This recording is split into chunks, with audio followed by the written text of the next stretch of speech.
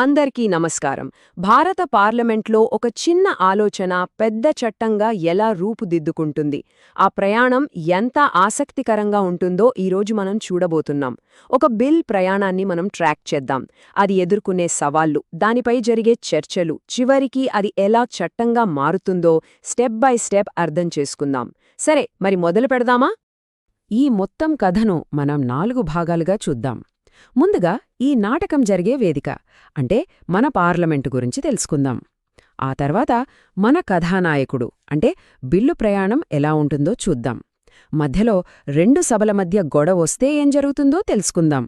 చివరగా అసలు సిసలైన పని జరిగి ఇంజిన్ రూమ్ లాంటి పార్లమెంటరీ కమిటీల లోపలికి ఓ లుక్కేద్దాం. ఓకే, మొదటి భాగం పార్లమెంట్ పరిచయం.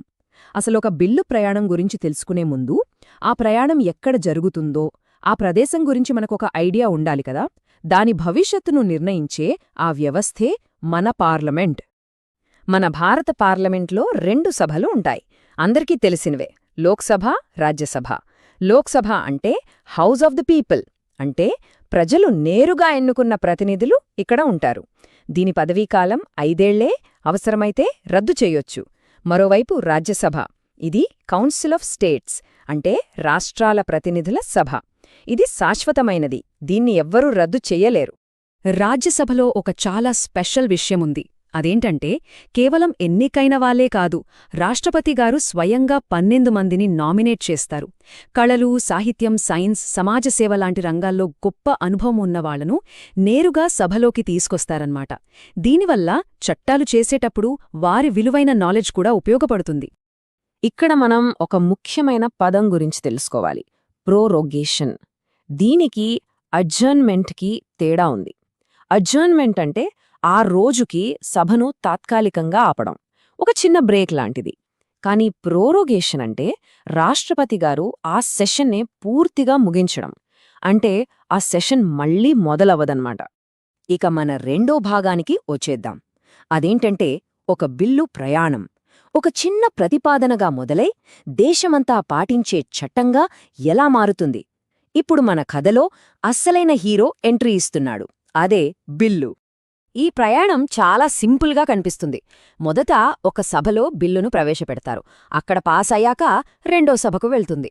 ఆ సభ కూడా గ్రీన్ సిగ్నల్ ఇచ్చాక ఫైనల్ స్టాప్ రాష్ట్రపతిగారి దగ్గరికి వెళ్తుంది. ఆయన సంతకం పెట్టగానే బూమ్, అది చట్టమైపోతుంది. అయితే ఇక్కడే ఒక చిన్న ట్విస్ట్ ఉంది. అన్ని బిల్లులు ఒకే రకం కాదు, వాటి రూల్స్ కూడా వేరు. సాధారణ బిల్లుని ఏ సభలోనైనా ప్రవేశపెట్టొచ్చు, కానీ డబ్బుకు సంబంధించిన విషయాలు అంటే మనీ బిల్లు లేదా ఫైనాన్షియల్ బిల్లు టైప్ 1 లాంటివి మాత్రం కేవలం లోక్సభలోనే ప్రవేశపెట్టాలి. ఎందుకంటే ప్రజల డబ్బుకు సంబంధించిన అధికారం వాళ్లకే ఉంటుంది. మనీ బిల్లు విషయంలో అయితే స్పీకర్ మాటే ఫైనల్. ఆర్థిక విషయాల్లో లోక్సభ పవర్ ఎంతలా ఉంటుందంటే, ఒక మనీ బిల్ని రాజ్యసభకు పంపినప్పుడు వాళ్లు దాన్ని మహా అయితే 14 రోజులు ఆపగలరు, అంతే. ఆ తర్వాత లోక్సభ ఏమనుకుంటే అదే జరుగుతుంది. రాజ్యసభ ఒప్పుకున్నా ఒప్పుకోకపోయినా బిల్ పాస్ అయిపోయినట్టే లెక్క. ఇక్కడొక చిన్న కన్ఫ్యూజింగ్ పాయింట్ ఉంటుంది, కానీ ఇది చాలా ఇంపార్టెంట్. గుర్తుపెట్టుకోండి, అన్ని మనీ బిల్లులు ఫైనాన్షియల్ బిల్లులే, కానీ అన్ని ఫైనాన్షియల్ బిల్లులు మనీ బిల్లులు కాదు. ఇది కొంచెం స్కూల్లో నేర్చుకున్న లాజిక్ లాంటిదన్నమాట. సివిల్స్ లాంటి పరీక్షలకు ఇది చాలా ముఖ్యం. ఓకే, ఇక మన మూడో భాగం విభేదాల పరిష్కారం. ఇప్పటిదాకా మనం చూసిందంతా సవ్యంగా జరిగితే, కాని ఎప్పుడూ అలా జరగదు కదా. ఒక సభ ఒప్పుకుని ఇంకో సభ ఒప్పుకోకపోతే అప్పుడే అసలు కథ మొదలవుతుంది, అదే డెడ్లాక్. సో అసలు ప్రశ్నేంటంటే, లోక్సభకి రాజ్యసభకి మధ్య ఒక బిల్ విషయంలో అంగీకారం కుదరకపోతే ఏం చేస్తారు? సిస్టమ్ మొత్తం ఆగిపోతుందా, లేక దీనికేమైనా పరిష్కారముందా? ఆశ్చర్యంగా దీనికొక పరిష్కారముంది. మన రాజ్యాంగం దీనికోసం ఒక స్పెషల్ మెకానిజం పెట్టింది, అదే జాయింట్ సిట్టింగ్.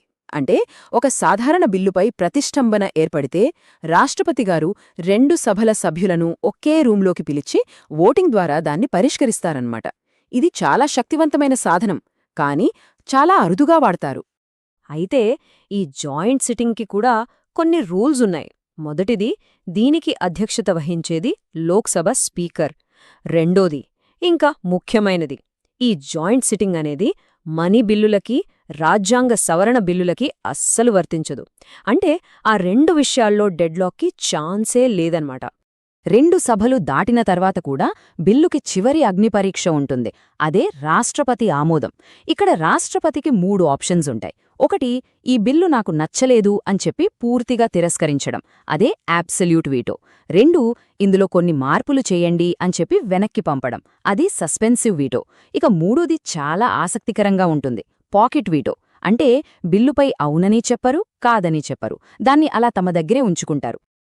సరే, చివరి భాగానికి వచ్చేసాం, పార్లమెంట్ ఇంజిన్ రూమ్. అదేంటంటే మన కమిటీలు.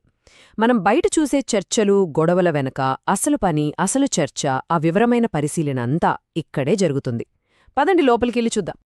ఒక్కసారి ఆలోచించండి, 100 మంది ఎంపీలు ఉన్న సభలో ప్రతి బిల్లులోని ప్రతి పాయింట్ని వివరంగా చర్చించడం సాధ్యమేనా? అస్సలు కాదు. అందుకే ఈ కమిటీలుంటాయి. అసలైన హోంవర్క్, ఆ డీప్ అనాలిసిస్, ఆ హెవీ లిఫ్టింగ్ అంతా జరిగేది ఇక్కడే. మరీ ముఖ్యంగా ప్రభుత్వ ఖర్చుల మీద ఒక కన్నేసి ఉంచడానికి కొన్ని స్పెషల్ కమిటీలు ఉన్నాయి. ఇందులో 3 చాలా powerful: public accounts committee, estimates committee, ఇంకా కమిటీ ఆన్ పబ్లిక్ అండర్టేకింగ్స్. ఇవి ప్రభుత్వ జవాబుదారీతనాన్ని నిర్ధారిస్తాయి. ఇప్పుడు వీటి పనేంటో కొంచెం వివరంగా చూద్దాం. పబ్లిక్ అకౌంట్స్ కమిటీ, ఇది ప్రభుత్వం పెట్టిన ప్రతి రూపాయికి లెక్కడుగుతుంది. దీనిలో ఒక గొప్ప విషయమేంటంటే దీనికి చైర్మన్గా సాధారణంగా ప్రతిపక్ష సభ్యుడే ఉంటారు. ఇక ఎస్టిమేట్స్ కమిటీ ఏమో ఇక్కడ ఖర్చు తగ్గించొచ్చు, ఇక్కడ డబ్బు ఆదా చేయొచ్చు అని సలహాలిస్తుంది. ఇవి కాకుండా ప్రతి డిపార్ట్మెంట్కి బడ్జెట్ని చెక్ చేయడానికి ప్రత్యేకంగా 24 స్టాండింగ్ కమిటీలు కూడా ఉంటాయి. సరే, ఇదంతా చూశాక మన ముందు ఒక పెద్ద ప్రశ్న మిగిలిపోతోంది. ఇన్ని రూల్స్, ఇన్ని అడ్డంకులు, ఇన్ని కమిటీలు, ఇవన్నీ అధికారాన్ని దుర్వినియోగం కాకుండా ఆపడానికి అవసరమైన ఒక రక్షణ వ్యవస్థ, లేకపోతే వేగంగా నిర్ణయాలు తీసుకోవడానికి అడ్డుపడే ఒక పెద్ద ఆటంకమా? దీని గురించి ఆలోచించాల్సిన అవసరం మనందరికీ ఉంది.